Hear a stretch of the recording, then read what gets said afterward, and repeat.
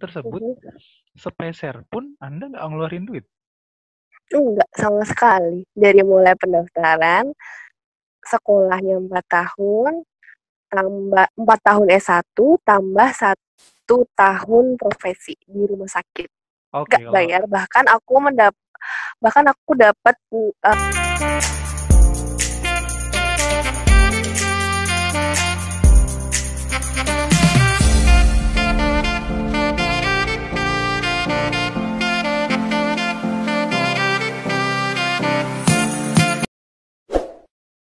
baik, kali ini saya punya tamu spesial, wanita cantik tentunya, dan super inspiratif, sesuai dengan tema kita, ngopi anak ngop. Oke. Halo, apa kabar? Zulfa Dwi Putri. halo Mas Wawan. Oke. Bentar. Namamu bener, Zulfa Dwi Putri. Iya bener. Bentar. Lalu aku Bener-bener. tebak. Oke, aku tebak. Berarti di keluargamu itu satu-satunya wanita pertama atau wanita kedua? Wanita kedua setelah ibu aku dong. Oke, baik. Lumayan juga ya. Anyway, apa kabar selama COVID? Lama tak jumpa. Udah berapa lama nggak jumpa? 1 abad. Enggak 1 abad juga. Lebay wan. Kabarnya lagi di rumah. Dalam keadaan sehat, tapi lumayan bosen dan pengen piknik karena udah terlalu lama di rumah dan WFH. Oh, sekarang udah kerja berarti. Udah, ini aku boleh tanya balik gak sih? Alhamdulillah. Ya, boleh tapi dikit aja. Kan ini Oh podcast iya, saya. Jadi nanti oh kalau iya podcast bener. Anda baru Anda boleh bertanya sepuas Oh, Anda. bener. Oke. Baik. Oke, Anyway, anyway kerjanya di mana sih sekarang? aku Oh, oh. gimana ya? Coba tebak. Ya, pokoknya di sana lah, wanita super inspiratif ya di situ. Katanya kalau di blognya sih, kalau aku baca di blognya, menarik juga, makanya aku invite di sini gitu.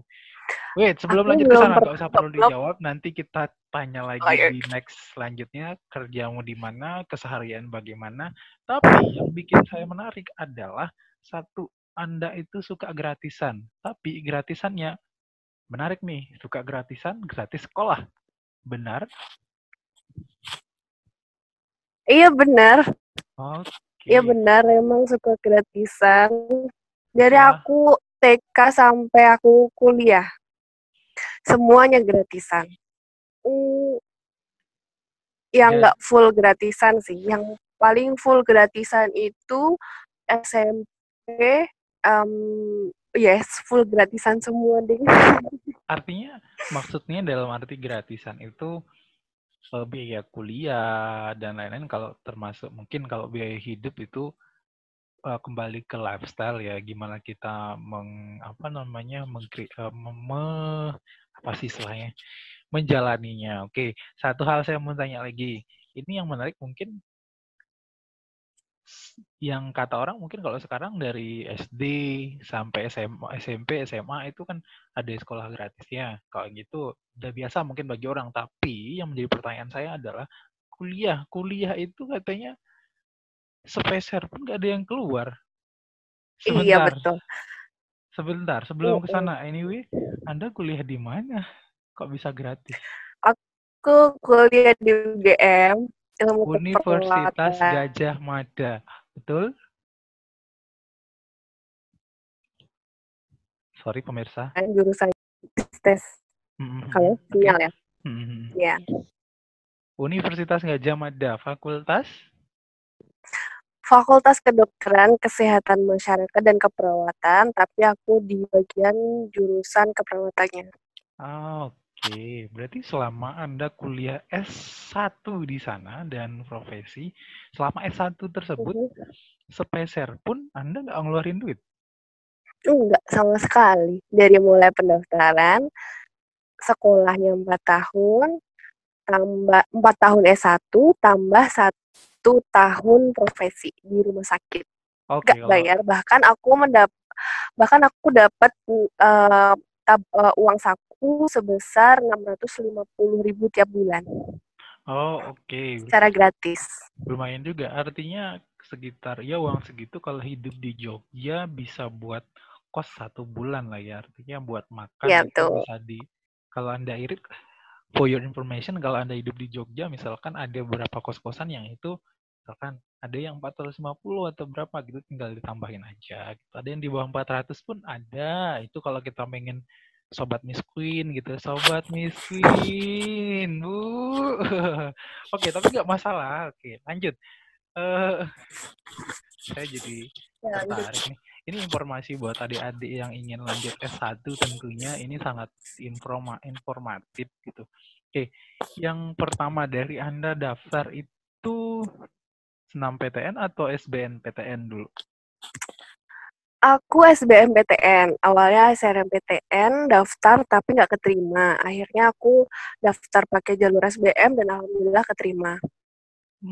Jurusannya pertama emang dicari yang di FKKM atau emang satu-satunya di Oh, UGM? nggak beda.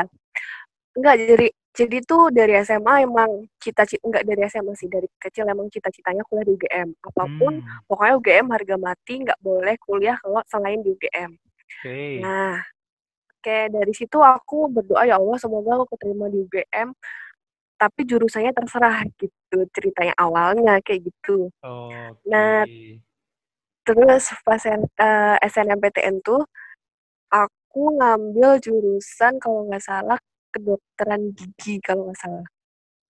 Kedokteran gigi itu pilihan pertama, Nah, utama. iya, Oke, lanjut. udah sama kedokteran hewan. Terus aku nggak keterima di SNMPTN karena memang pada saat itu aku akuin ada beberapa saingan di SMA tuh yang memilih di jurusan yang sama, tapi memang nilai dia lebih tinggi daripada aku. Maksudnya nilai raport kan kalau SNM itu dari raport ya. Sebentar. Akhirnya aku nggak keterima. Anda dari eh, kedokteran gigi terus minta pindah ke apa pilihan keduanya kedokteran hewan, tapi keterimanya kok di keperawatan. Karena kan keperawatan itu kan pilihan saat SBMPTN. Jadi pas SBMPTN itu aku pilihan pertamanya emang langsung ngambil di ilmu keperawatan. Hmm, begitu. Oke, itu waktu milih awal itu berpengaruh nggak sih buat, maksudnya ada motivasi atau orang gitu yang, oh saya harus milih, saya pengen jadi perawat nih, saya pengen jadi dokter gigi atau saya pengen jadi apa lagi, atau hanya ya wis lah saat keterimanya pokoknya nang UGM gitu. Kira-kira gitu nggak sih? Um, aku prefer pokoknya di kesehatan, entah apapun itu pokoknya masih nyangkut ke kesehatan. Karena menurut aku itu yang paling applicable buat seorang perempuan tuh menurutku yang paling, ya paling inilah apa namanya, cocok gitulah buat perempuan kesehatan tuh. Hmm. Lalu setelah masuk nih, nanti kita berbicara gimana cara masuknya dan lain-lain ya. Tapi setelah masuk tuh itu langsung gratis kuliah selama 4 tahun dikontrak sama UGM atau gimana? Kok enak banget. Orang-orang berlomba-lomba nih masuk UGM, Anda sudah masuk UGM gratis pula gitu, dikasih duit pula gitu. Kalau di tulisan nanti banyak hal tuh. Jalan-jalannya keliling Indonesia gratis pula gitu kan. Iya. Sesuatu yang kok enak banget gitu ya. Ini aku cerita dari awalnya nih. Ya, harus cerita dulu yang tadi. Kok bisa dapet setelah masuk. Ini udah masuk nih, masuk di keperawatannya nih. Terus kok bisa dapat gratis gitu, di kontrak atau gimana gitu? Kok dapat gratisnya itu, jadi awalnya pas SMA itu ceritanya kan SMA aku dulu termasuk salah satu SMA favorit di Solo. Alhamdulillahnya keterima di situ. Nah, terus dari SMA itu sangat mempromosikan siswanya untuk mengikuti yang namanya program bidik misi. Oke. Pada saat itu masih ada. Jadi program bidik misi itu ya seperti kita tahu kan. Jadi bidik misi itu beasiswa dari pemerintah full beasiswa full mulai dari pendidikan sampai dengan biaya hidup yang ditujukan untuk istilahnya masyarakat yang kurang mampu. Karena memang pada saat itu aku bukan dari keluarga yang berada dan ayah ibu juga ibu sebagai ibu rumah tangga aja dan ayah sebagai buruh yang mana penghasilannya mungkin tidak cukup jika harus membiayai saya untuk kuliah di UGM. Makanya saya dengan segala cara pada saat itu memang syaratnya sangat-sangat rumit. Sampai sedetail harta kita itu harus dilaporkan, sampai pajak, sampai semuanya. Pokoknya syaratnya memang agak-agak rumit, tapi karena tekad saya untuk kuliah di UGM itu gede, jadi apapun akan saya lakukan untuk mendapatkan kuliah di UGM. Terus akhirnya disambi berdoa ya, berusaha itu luar biasa oh ya ternyata. tentu. Dan satu lagi doa ibu mungkin yang paling mujarab. Iya emang. Itu yang paling utama. Selanjutnya usaha. Itu sih sebenarnya yang paling. Selanjutnya usaha kita sekuat tenaga, nggak usah baper dengan segala hal, capek ya dijalani, pulang malam ya nggak masalah, mau bermometria nggak masalah. Kayak gitu ya kira-kira. Nanti jangan nangis dulu kalau cerita kayak gitu, santai. Oh enggak, ini belum nangis. Ini belum nangis. Ini nggak pakai nangis, santai aja. Oh harusnya bahagia ya. Oke lanjut. Tadi sampai di persiapan luar biasa. Tadi belum selesai. Oh ya persiapan. Tadi kan sampai itu ceritanya daftar bidik misi, ya kan? Akhirnya daftar dengan difasilitasi oleh sekolah. Jadi sekolah tuh sangat open. Jadi kita cuma tinggal cari syarat-syaratnya yang susah itu dan sekolah memfasilitasi untuk mendaftarkan ke pemerintah gitu. Nah, pada saat itu sudah selesai SNMPTN aku nggak keterima, akhirnya aku daftar SBM menggunakan jalur bidik misi ini. Yang mana kalau yang jalur umum itu mereka tuh harus bayar 100.000 hanya untuk pendaftaran, tapi waktu itu aku nggak bayar karena emang aku pakai program bidik misi. Dari mulai pendaftaran aku nggak bayar, lalu aku tes SBMPTN, alhamdulillah keterima. Kemudian ya udah keterima dengan beasiswa bidik misi ini sampai akhirnya kuliahku pun sampai 4 tahun selesai. S1 itu nggak bayar, sepeser pun nggak bayar. Dan aku tiap bulan dapat uang saku dari pemerintah 650.000. Lumayan lah ya. Selama 4 tahun plus dari 1 tahun, berarti 5 tahun. Oke, dari tahun berapa tuh? Dari tahun 2014 aku masuk kuliah, terus lulus 2018. Alhamdulillah tepat waktu, karena kalau nggak tepat harus bayar sendiri. Oh oke. Jadi kalau bisa kena DO juga ya kalau beberapa tahun gitu. Oke, lanjut. Ya. Sekarang pertanyaan saya adalah, apakah selama kuliah tersebut, ini kan udah dibiayai pemerintah nih, udah dibiayai UGM, Anda sukanya nguras duit pemerintah gitu. Apakah dituntut untuk satu IPK-nya harus di atas 3, lalu intinya adalah segala sesuatu yang berprestasi gitu? Jadi pertanyaannya? Apakah satu misalkan harus IPK harus 4 gitu. Atau kedua misalkan harus ngikuti segala kegiatan mahasiswa atau bagaimana gitu? Ya, jadi untuk bidik misi sendiri waktu kuliah di UGM itu emang ada syarat minimal IPK, kalau nggak salah 2,75. Oke, minimal tuh ya? Per itu semester? Minimal. Oke. Ya, per semester harus bisa mempertahankan di atas 2,75. Dan alhamdulillah selama kuliah, karena mungkin ngerasa dibayarin pemerintah, jadi harus memberikan sesuatu yang lebih dari mahasiswa lainnya, maksudnya memberikan sesuatu yang beda. Jadi alhamdulillah juga waktu kuliah aktif untuk mengikuti beberapa kegiatan dan perlombaan, dan alhamdulillah IPK juga masih masih di atas 3 lah. Masih di atas, Alhamdulillah. masih hitungan baik tapi Ya. mendekati kumlot atau sudah kumlot? Ya tentunya ada pasang surutnya. Kalau mendekati. Ya mendekati ya tentunya Iya ada pasang betul, surutnya karena sesuai apa? karena kestabilan. kegiatannya nggak cuma kuliah aja, jadi ada beberapa. Oke, jadi selain aktif kuliah juga aktif di kegiatan mahasiswa gitu ya untuk menambah skill, pengetahuan, kedewasaan kita menjadi seorang pemimpin, menjadi mahasiswa nggak hanya kupu-kupu malam gitu orang tuh kuliah kos kampus. Betul. Gitu nggak jadi ruang kelas, jadi belajar di Betul. luar ruang kelas juga gitu. Oke, ini kita udah berapa menit nih ya?